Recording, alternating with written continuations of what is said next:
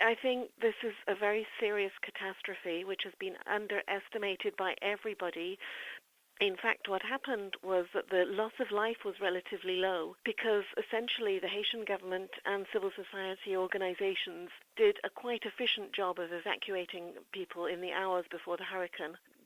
The people were moved to temporary shelters which were put up in schools and in sturdy houses. So the loss of life was low, but because the loss of life was low, this has been considered not a very serious disaster. However, there are a lot of other elements which I think do make it a very serious catastrophe, and those are the high number of houses destroyed and seriously damaged, obliging people to seek shelter either in the houses of friends or relatives or to stay in the temporary shelters in schools which hadn't really been set up for the purpose of shelter.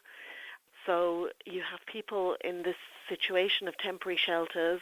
Many of them are prone to disease because there are no real hygienic facilities. I mean, disease has been spreading faster, including cholera.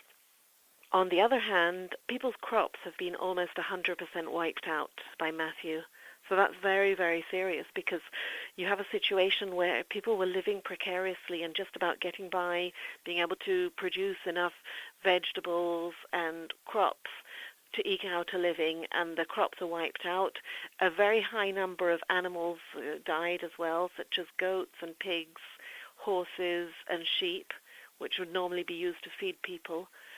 So this is kind of a bit like a time bomb, really. I mean, like, although we saw relatively low loss of life, I mean, people are definitely very vulnerable to hunger now, and they will be in the months to come.